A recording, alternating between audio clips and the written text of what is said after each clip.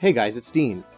Right off the bat, it should be noted that this is likely the most love it or hate it Hudson Soft Mario Party game out there. Well, at least from 1 through 8 and DS, since the Game Boy Advance game isn't really a traditional Mario Party title. Actually, since I'm approaching the midpoint of this retrospective, this is probably a good time to give you all an idea of what's to come. My next 4 videos will cover Mario Party 6, 7, 8, and DS. Mario Party 9, 10, and the 3DS games will likely be grouped together in 1 or 2 videos, but I won't know that for sure until I start developing the 9th video. I gotta see how much there is I'd like to talk about. The reason I've decided to go at it from this angle is because those aren't your traditional Mario Party games, and a lot of their main game modes feel like they're side modes in the other titles. And if you've been keeping up with my retrospective, you'll know I don't really cover side modes. Side modes are either not worth more than a sentence or two, or would take way too much time to discuss. But the main reason is that I prefer spending my time talking about your proper traditional 4-player Mario Party games where everyone rolls their dice and moves around the board individually to pay for a star while landing on a variety of spaces and using items. Basically, I want to discuss what Mario Party is known for and not the secondary game modes. And then the final 2 videos I cover will cover Super Mario Party and Mario Party Superstars. Also, just so I can say that I talked about them, Mario Party Advance is a single-player adventure on Game Boy Advance and was released between 6 and 7. There's also Mario Party E for the e-reader that came out between 4 and 5, which you can grab on eBay for just over $100 if that's your thing. It's basically a physical board game Mario Party that uses the e-reader functionality for a few things. I won't claim to be an expert on either of them, but I can say that they're fun. However, they're just not really Mario Party, and there are better single-player Mario games to enjoy on the Game Boy Advance, and there are better physical board games with Mario characters, so I can't really recommend either of them unless you want to play for the sake of playing them. Alright, back to Mario Party 5. Like I said, I think it's the most polarizing Mario Party title. It's probably the game that I see on the bottom or top of most tier lists rather than in the middle. And this is no doubt because of their item system, which in this game are known as capsules. After all, everything else in this game is what you'd expect from Mario Party. There are 7 boards, which is 1 less than Mario Party 1 and 1 more than 2 through 4. The boards for the first time have various vertical levels and platforms, so the board game starts to feel a bit more complex and honestly makes it look way more appealing.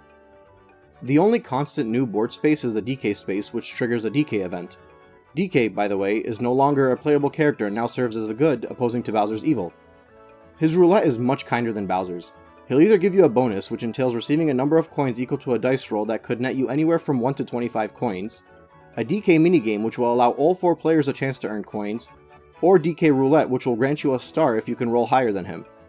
There are a few circumstances in which you don't want to land on a DK space, mainly if you're worried triggering a minigame will earn your opponent some coins, but for the most part it's worth the risk and it's nice to have him on the board, even though it stinks to lose an original 6 playable character. I've heard people criticize the possibility of earning a free star from the DK space, saying that it devalues the stars and makes it way too easy to get. Well, for starters, you'd have to plan to land on DK, which is difficult enough in and of itself. Then you only have a 33% chance of bringing up DK roulette, and then you still have to beat him in a dice roll challenge. And I've been in a position where I've rolled a 2 when he rolled a 3, so it's not impossible to lose.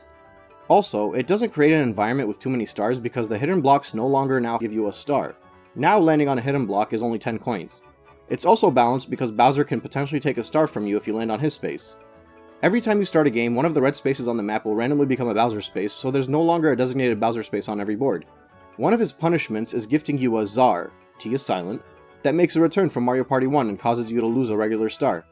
The other roulette items from Bowser are the usual Shuffle, Revolution, and minigame options.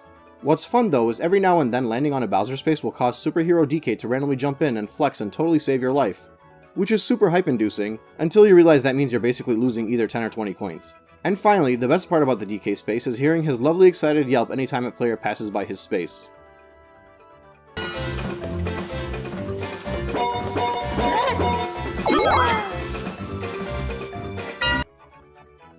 I don't know why I love this, but I do.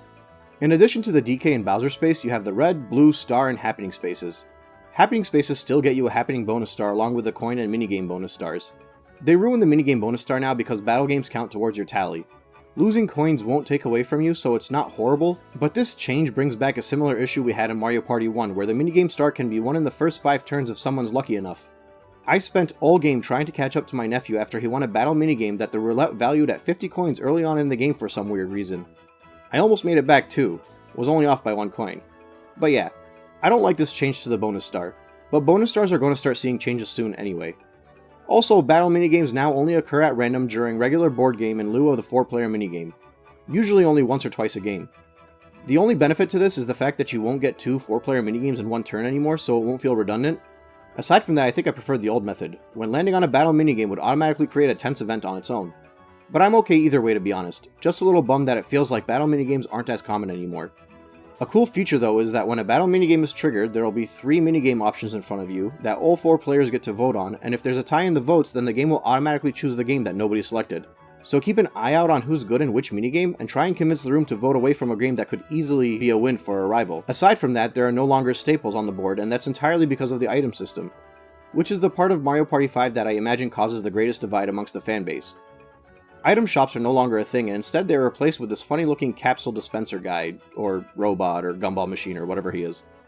Every time you pass by it, you get a free capsule if you'd like. What he gives you is completely random though, aside from the usual rules that apply, wherein the later you are in the game and the lower your position in the standings, the higher possibility of a better capsule is received. Receiving the capsule, however, doesn't necessarily mean you own it, it just means you have the option to purchase it or place it on the map as a new board space. So basically, every time you get a capsule, you now have the option of spending the money so you can use it, or throwing it on the board within 1 to 10 spaces ahead of you and hope that you land on it for free. In my experience, throwing the item on the board is extremely rare and very situational. After all, you can't guarantee you'll land on a space if you put it on the board, and you also are allowing a chance for your opponents to take advantage of the space since it basically stays on the board all game, or at least until another player throws a different capsule on the same space. At the start of every game, there are about 5 or 6 random capsules placed on the board so that the start of every game can be different enough and require a different strategy. The downside to this is that there are 26 total capsules in this game and there are only 10 types of space indicators on the board. 6 of those lead to only 1 potential action, and the remaining 4 could be any of the other possible capsules. For example, if you see a mushroom space, then unless you saw someone throw it down on the board and remember, you won't know if it's a mushroom, super mushroom, or a cursed mushroom until you land on it. The move event symbol can either be a warp pipe or a klepto bird, so at least you know landing on there will likely move you to another player, unless it's a bubble capsule. And the exclamation mark represents the capsule event, which could lead to various items being shuffled and either will help you or hurt you. If you're coming from Nintendo 64, don't forget that chance time is now a star symbol and not an exclamation mark. It'll save you from making a mistake. The riskiest space to land on if you're not confident in which capsule it is the coin space. The coin space might have a capsule that helps you, but it easily could make you lose half your coins too. So basically, anytime a player throws a capsule on the map and it fits under a coin, capsule, movement, or mushroom category, try and take a mental note of what it is. And if those spaces were on the map at the start of the game, then try and land on them early on while the stakes are still low. More realistically though, you'll spend a lot of the game saying screw it, I'll take the risk and see what's there if you're losing, or do the opposite if you're in a comfortable lead. Alright, I think it's time to run through the capsules. Mushroom, 5 coins to use on yourself. Super Mushroom, 10 coins to use on yourself. Both of them provide a bonus if you roll doubles or triples. Cursed Mushroom, 5 coins to use on yourself. All 3 of these mushrooms can be placed on the board as well, but it's very situational and I think they're worth more to burn the coins and use the item yourself.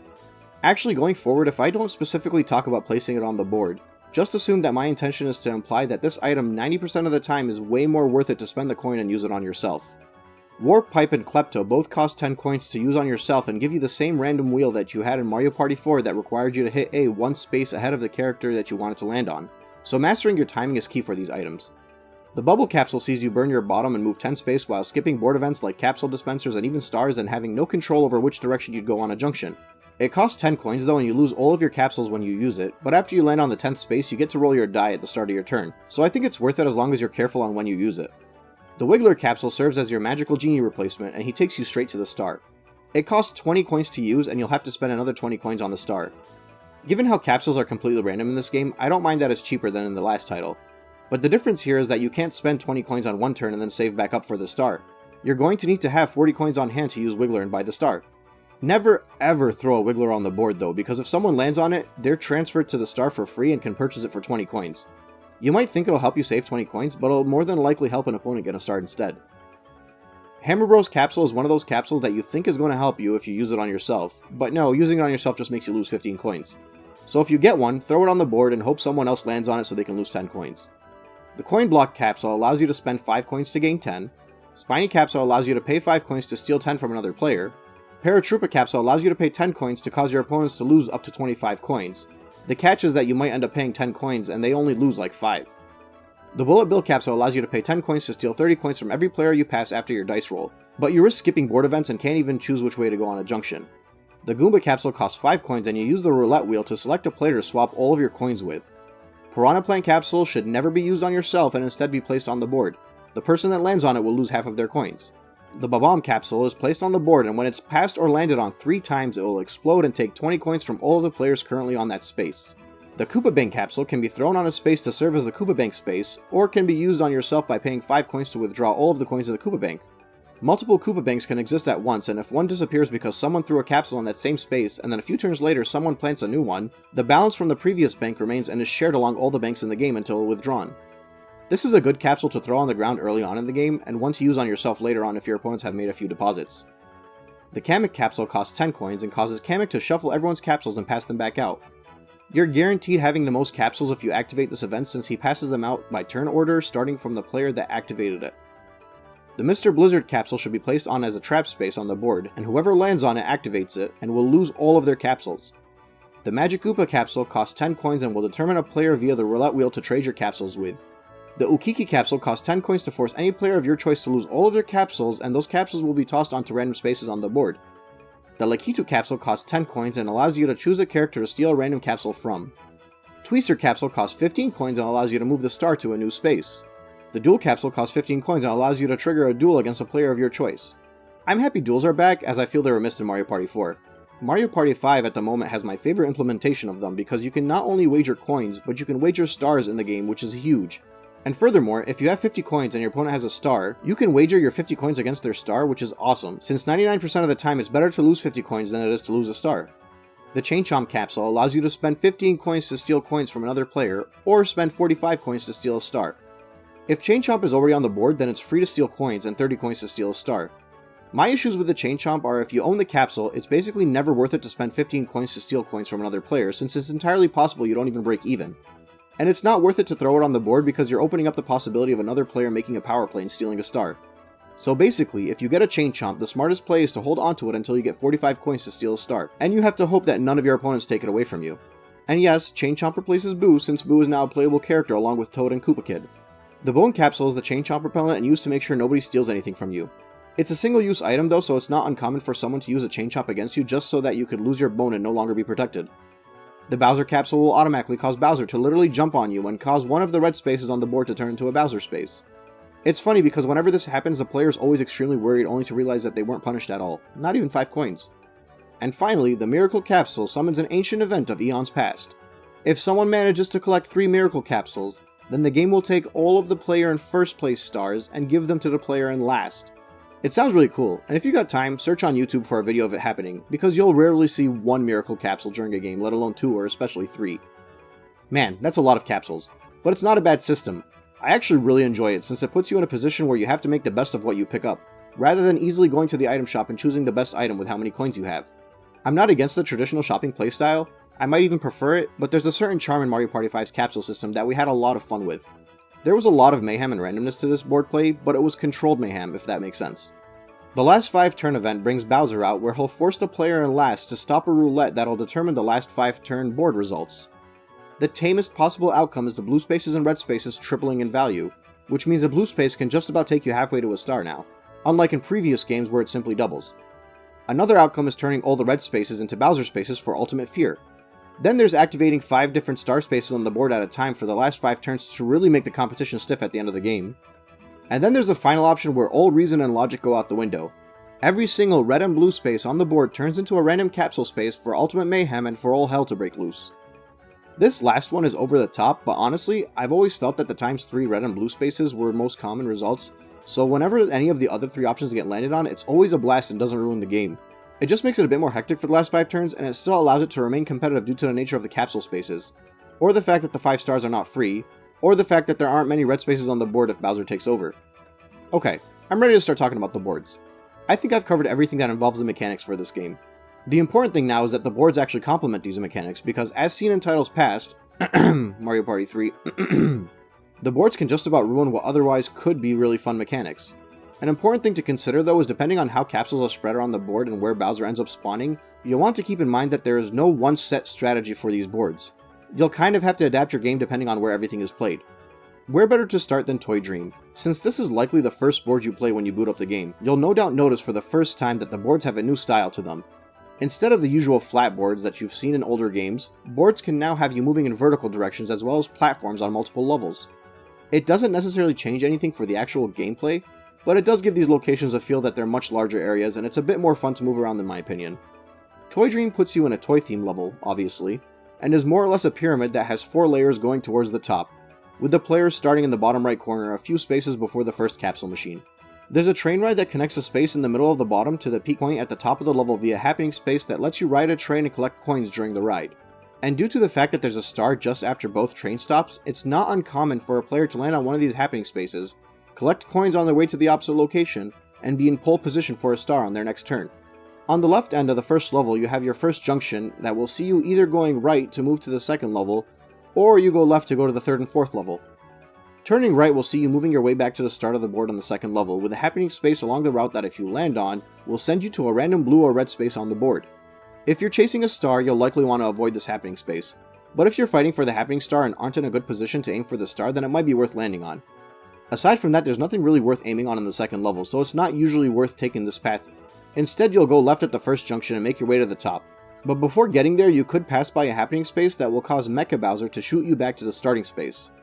If you pass that, then there's another junction that lets you choose to keep moving to the top of the board, or lets you move towards level 3. If you aim for level 3, it'll either let you move back down to level 2, or it'll let you continue at level 3 where you pass another capsule space. If you decide to go towards level 4, then you have to make it past 3 happening spaces in a row that will knock you back down to level 3 anyway. Pass those spaces and you make it past the train and start working your way along the right of the map back down to the bottom. There's a junction that'll let you choose between 2 routes, where one of them will be 1 space shorter. The other one will let you pass another capsule machine.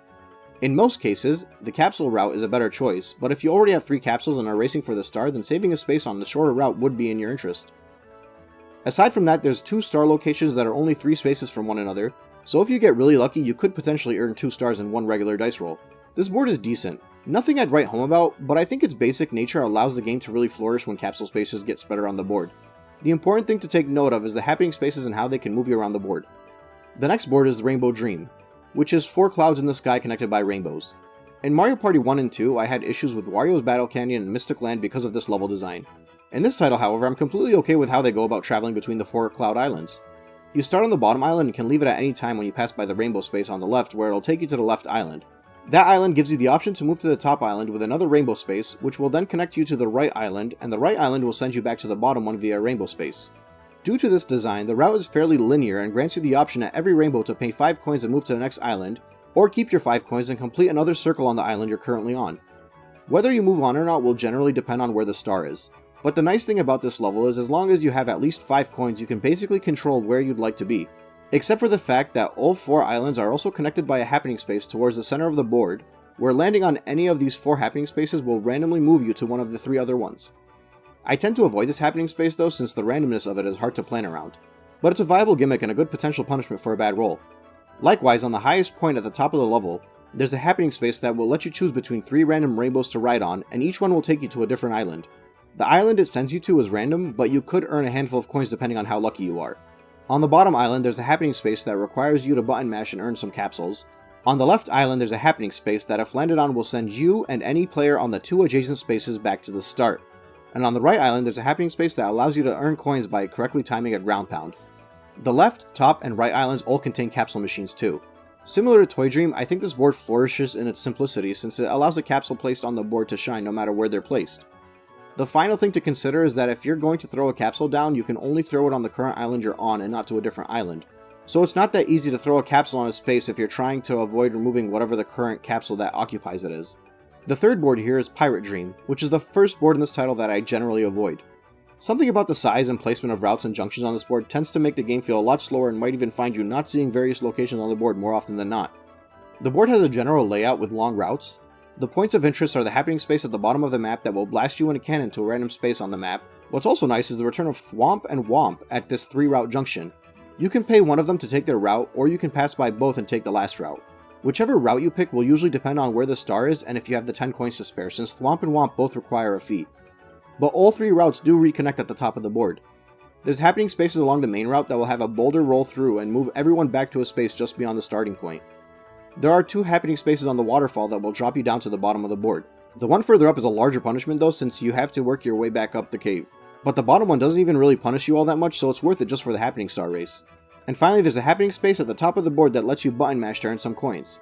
Again, this board just feels like it's a very slow game of Mario Party, and I don't think it complements the capsule mechanic very well since you'll have these long and almost linear stretches that aren't that exciting. Fun could be found here through the capsule system, but more often than not, it doesn't seem to be the case. Which takes me to our fourth board, Undersea Dream. This board is split into two halves connected by two one-way bridges in between. On both sides of the board near the bottom, you can land on a happening space to move to the other side while collecting coins as you move along. There's also a happening space on the top left of the board that'll move you to the right half. In the top right area of the board, there's a whale that gives you an option to choose whether you want it to move you or not. The catch is that it'll move you either to the space right before the star, or right after the current star location. But it's up to you as to whether or not you want to take that risk and potentially make a big play. The last happening space is in the bottom left corner that'll let you earn a random capsule. This map is fairly basic by Mario Party standards, and yet again I think that complements the main gimmick of this game, that is the capsules and how they're placed throughout. I like this board because it's fairly small and the happening spaces add a bit of excitement when it comes to moving around. Due to the shape of the junctions and paths you can take, this board gives you a lot of freedom to strategize. And then we have Future Dream, which is actually pretty similar to Rainbow Ride. Except this time, instead of having 4 islands, we have 3. And instead of moving through the islands linearly, the bottom island is connected to the top right island and the top left islands with optional teleporters. These teleporters are free, and due to the fact that you'll always need to go through the middle island to get to one of the two on the ends, I think that was a necessary design choice. Well, maybe not always, since there are 2 happening spaces on the left and right islands that are connected. But you'd have to land on those spaces to trigger it, and you don't have the option to skip them but are still required to pay 10 coins. The 2 outer islands also each have a happening space that gives you a chance to earn some coins or a capsule. And finally, there are 3 happening spaces on the bottom island that'll move you to one of 4 random locations on the other 2 islands. It's usually a better option to aim for the teleporters though, since you'll have more control of where you'd like to move. Dare I say I don't really enjoy this board? It's not necessarily bad when it comes to the context of Mario Party 5, but I don't think it's as good as Rainbow Dream. And if your goal is to play on a board that goes with the island design, I think Rainbow Dream is the board to select. Which ultimately means if I'm playing Mario Party 5, I'm going to skip this board a majority of the time. The 6th board though is probably my favorite of the package, and it's called Sweet Dream and is themed around desserts. The main gimmick scene in this board is 2 junctions that alternate which route they send you every time they're passed. I've had issues in the past with this gimmick, but I think they did a good job in its implementation here and like all the locations they placed these forced junctions in. In all cases, if you pass by this junction at the wrong time, you'll usually get another stab at it during either the next turn or the one following. So if you're racing another player those spots, then mushroom capsules can really make or break your game plan. This board definitely sees the stalling and blitzing strategy come back, and it's one that I enjoy. There are 3 other happening spaces on top of slices of cake that'll move you to the bottom left area of the board. Due to the design of this board, I usually try to avoid these spaces, since they can really ruin your game plan. There's another happening space on the right that gives you a short chance at earning some coins. And finally, there's a happening space in the middle of the top of the board that'll give you a roulette wheel with 3 options on it. You'll either get a chance at stealing 10 coins from each player, you'll get to steal a capsule from each player, or you'll be able to steal a star from each player. Yeah, that's right. If you can manage to land on this space at the right time, you could literally come out with 3 stars and all of your opponents would each have 1 less. The roulette wheel here doesn't follow the same conventional timing as we've gotten used to. In my experience, you want to hit A as soon as the pointer moves into the space you want in order to nab what you're aiming to steal, but for some reason it's not as easy as the other roulette wheels. This space is huge. In Mario Party 2 and 4, you had to get really lucky to get Big Boo to come out and spend 150 coins to steal 3 stars. But on this board, while it's a bit harder, it's not nearly as rare. Sadly, I didn't get any footage of this event happening since it didn't occur during our playthroughs, but I've played more than a few games where players have gone out of their way to try and land on this space, and if they're successful, it definitely pays off. Luckily, it doesn't ruin the board because the way the board is set up and the required timing of the wheel, it doesn't mean it'll happen all that often. And besides, while I'm sure others might disagree, I think the space adds a ton of excitement to this game and makes it that much more enjoyable. So of the first 6 boards in this title, I'm a fan of 4 of them and don't usually play Pirate Dream or Future Dream. 4 boards to play is a pretty good return in a Mario Party title though, so I'm not too bothered by it. Plus, Future Dream wasn't even that bad, I just think Rainbow Dream is a better option. In Mario Party 5, there's a 7th board for the first time since Mario Party 1, and that takes us to Bowser's board titled Bowser's Nightmare. Aptly named, if I might add. If you want a board with long routes and cruel punishments, then this is the one you want to play. I feel like whenever you choose a junction, you're going to be on that route for quite a while. In the middle of the board, there's a Bowser circle that has 2 happening spaces just outside of it and 2 happening spaces just on the inside. The outside ones will bring you inside the circle, and the inside ones will take you back out. If you're stuck in the circle, you want to get out of there as fast as you can since all the spaces in there are red, and the only way to exit is to land on the happening spaces. Due to how many spaces are in the circle, you basically only have a 20 or 30% chance of getting out of there every time you roll a dice. In my experience, when a player gets stuck in here, they'll be in here for a while and it ruins their game.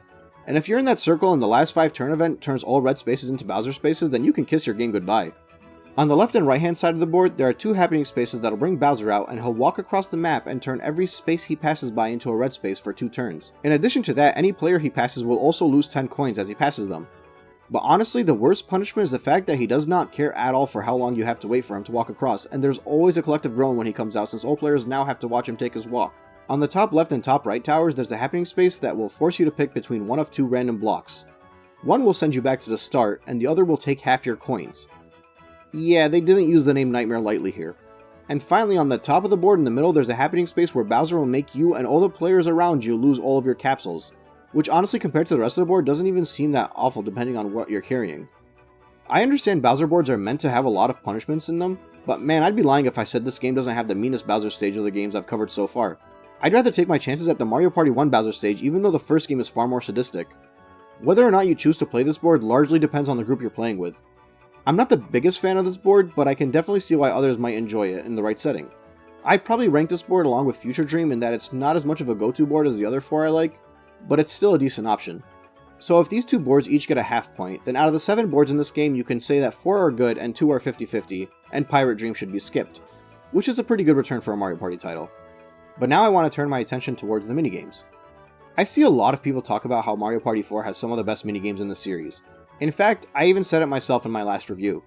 And while I don't change my stance on it, I can't help but feel that most people highlight the minigames strictly because it makes up for the critique the boards get. I mean sure, Booksquirm and Dungeon Doers are amazing, but Mario Party 5 has some really fun minigames, and when you look at the package as a whole, I think it's definitely more fun than Mario Party 4. The 23 4-player minigames in this title are diverse and test your skills in various ways. Hotel Goomba even adds a fun puzzle to the mix, while Nightlight, Fright, and Chomp Romp both find very fun ways of using Chain Chomp. The only one I'd really complain about is Vicious Vending, and not even because it's luck-based. I'm not against throwing in a luck-based minigame, I just don't like that it's boring and unimaginative. But aside from that, I don't really groan at the sight of any of these, and I get pretty excited no matter what the roulette wheel lands on. Likewise with the 14 2v2 minigames. Sure, Panic Pinball is basically just a luck-based button masher, but what you see on the screen is exciting enough to make it fun. Handy Hoppers is a really fun twist at a classic jump rope minigame, and Defuse or Lose is fairly intense and really requires you to have faith in your teammate. As per usual, the 1 vs 3 minigames are where the biggest fault lies, and it's pretty easy to guess who's going to win when a game is picked. Plus, some of these minigames repeat ideas. Flatiator, Squared Away, and Beam Team give off similar vibes, but luckily Squared Away is the only one of those 3 that feels like it favors one team over the other, mainly the team of 3. Beam Team favors the team of 3, but only until they figure out how to work together, and even if they don't, it's not uncommon to win. Favoring the 1, however, is fairly common in the 1 vs 3 games here. Mario Mechs, Revolving Fire, Heat Stroke, Big Top Drop, and even Fight Cards more often than not see the 1 winning. That means the only ones that are really balanced are Flatiator, Beam Team, Quilt Speed, Tube It or Lose It, Mathletes, and Curvy Curbs. So only half of them, which is not a good return. But I will say that Tube It or Lose It is in the running for one of my favorite 1 vs 3 minigames in the series. And on the opposite end, Mathletes kinda stinks in the same unimaginative way that Vicious Vending does. I'm okay with the 6 battle minigames though. And as is tradition in the series, it gives you 2 luck-based ones to add to the Mario Party balancing and excitement. But they're not as fun as Bowser's Big Blast or Merry Go Chomp. I think Random Ride suffers from the same issue that Day at the Races did in Mario Party 2, where certain picks are more likely to win, but I didn't notice it too much. Aside from that, I really enjoyed Bill Blasters and Astrological, and it seems like everyone I was playing with did too. It feels like they added way too many dual minigames in this title since there are 15 of them, but for the most part they're okay. Sky Survivor, Bound of Music, Peace Out, Pound Peril, which is pretty luck-based, Shock Absorbers, I enjoy them all. But man, if you thought Mathletes and Vicious Vending were unimaginative, here's footage of probably my least favorite minigame in the entire series so far.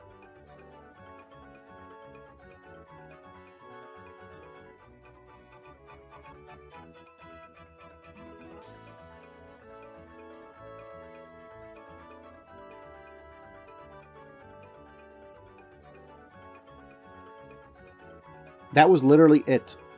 Mechanically, it's not anything we haven't done before. It's a totally random game and we've seen that before and enjoyed it before. But wow, this one is lame. No Mario Party charm and Get a Rope whatsoever. The 3 Bowser minigames aren't as good as Mario Party 4's, but I did enjoy Scald and Cauldron, and these are pretty rare to come by anyway. The 3 DK banana collecting minigames are fun though due to what's on the line.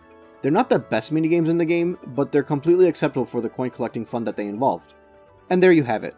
Obviously there's also the extra stuff that involves certain fun game modes and minigames, but I never really discuss those here anyway, and I don't intend to. I focus on the main gameplay in Mario Party since that is essentially what these games are meant for.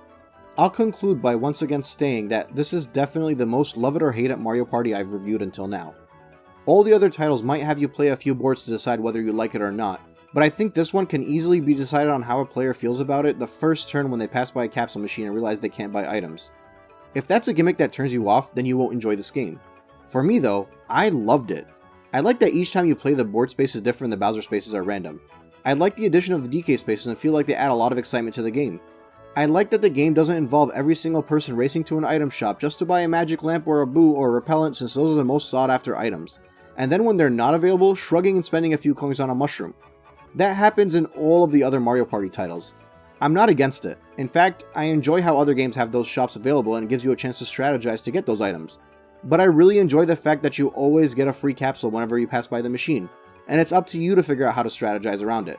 If the game simply gave you a free capsule at random and you were able to use them whenever you liked, then I can see why people would critique this game for having too much of an element of randomness. But you're still required to pay to use those capsules, and I think that makes all of the difference. And in addition to that, having the random capsule setup forces all of the players to learn how to use what they have at their disposal, rather than sticking to a single streamlined game plan that everyone usually follows in the other titles.